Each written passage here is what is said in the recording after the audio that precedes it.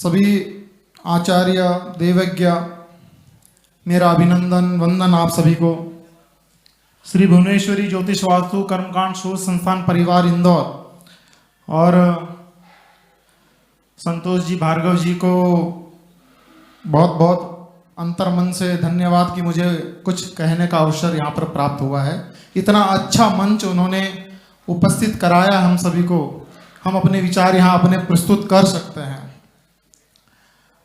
सुबह कुलपति जी आए थे, उन्होंने बहुत अच्छी बात करी थी कि ज्योतिषी हम हैं, ज्योतिषी हैं, पर संस्कृत से हमारा नाता बहुत गहरा है।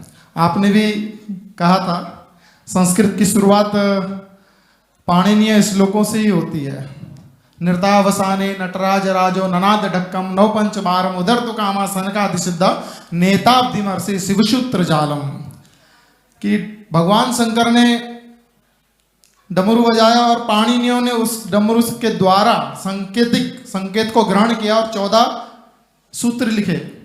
वो 14 सूत्र क्या था? अयुन रील एवं एव छयव्रट लण यम गण नम जभय गड़दस जब गड़दस खपचट थचट तव कपय ससर हल, ये वो 14 सूत्र लिखे गए और उसके ऊपर व्याकरण का प्रारंभ चालू हुआ। तो हम संस्कृत से दूर नहीं रह सकते। हम सोचते हैं कि भाई कोई छोटा मोटा कोर्स करके हम ज्योतिषी बन जाएंगे, कदापि हो ही नहीं सकता। थोड़ा ज्ञान जरूर अर्जित कर सकते हैं, परंतु पूर्ण हम उसके अंदर प्रवेश नहीं कर सकते। इसलिए उसका ज्ञान हमको प्राप्त करना बहुत आवश्यक है। आपका कथन बहुत सत्य रहा, मैं बहुत आभारी हूँ।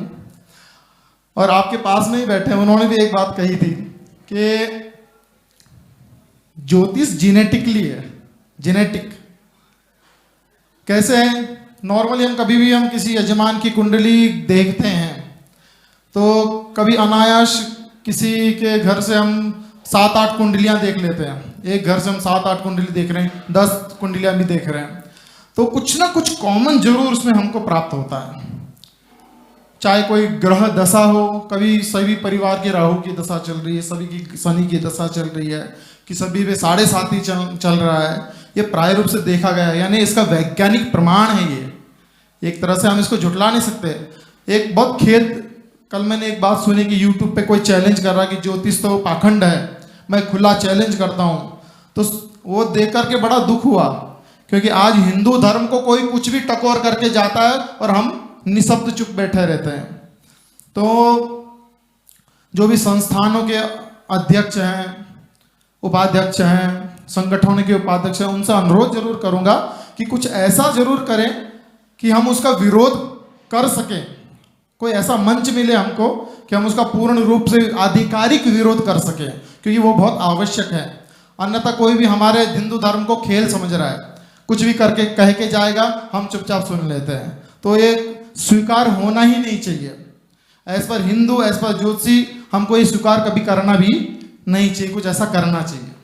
ज़्यादा समय नहीं लूँगा क्योंकि समय की मर्यादा है। एक चीज़ जरूर कहूँगा कि जब हम ज्योतिषी कुंडली देखते हैं तो विद्या, विवाह, रोजगार, संतान और रोग, ये 5 क्वेश्चन ऐसे होते हैं जिनके आजू बाजू ही इर्द गिर्द ही सारे क्वेश्चन घूमते रहते हैं। किसी भी यजमान की शंका कुछ भी आती तो इन क्वेश्चन, ये बिंदुओं के आसपास ही उनके प्रश्न होते हैं।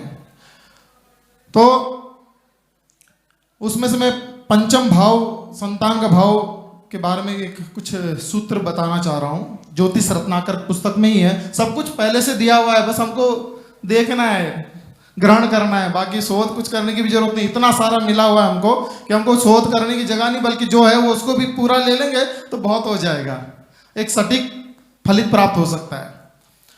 तो प्राय रूप से कई लोग ऐसे आते हैं कि भाई संतान हो नहीं रही है, मेडिकली सब फिट है, लड़का फिट है, लड़की फिट है, कुंडली में ज्योतिषी भी देख रहा है कि ग्रह तो सब ठीक है।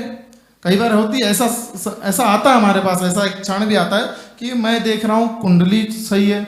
नॉर्मली हम संतान स्थान गुरु जब प्रभावित करता है तो हम बोलते हैं भाई संतान योग आ गया, गुरु की दृष्टि आने वाली, संतान योग आ गया, गुरु संतान स्थान में बैठ गया, संतान योग आ गया। इंतजार करते रहते हैं, परंतु नहीं होता। बहुत सारे कारण हैं, जरूरी नहीं बुखार एक ही चीज से आए, बहुत सारी चीजों से आ सकता है बुखार। तो किस चीज से आ रहा है वो देखना जरूरी होता है। परंतु मैंने एक चीज का जब गूढ़ अध्ययन किया और उसको इम्प्लीमेंट किया तो मैंने एक चीज बहुत सटीक पाई है कि ज्योतिष रत्नाकर पुस्तक में लिखा है कि संतान योग कब, और उसमें लिखा है कि लग्नेश प्रथम भाव, सप्तमेश सातवां भाव और पंचम भाव का ये जो इनके जो स्फुट है, स्फुट यानी रास अंश कला विकला, इनकी तीनों की स्फुट को जोड़ दिया जाए, फिर जो राशि प्राप्त हो, नक्षत्र प्राप्त हो, उस नक्षत्र का जो दशा चल रही हो, ये आप अगर नोट करना चाहे तो नोट करने वाली बात है, तो उस नक्षत्र की जो महादशा, जरूरी नहीं महादशा आ ही रही हो 20 साल बाद भी आ सकती है, तो महादशा या अंतरदशा में जब पंचमेश या पंचम भवन में जो ग्रह बैठा होगा उसमें 110% संतान योग होता ही होता है। ये मेरा अनुभव भी है।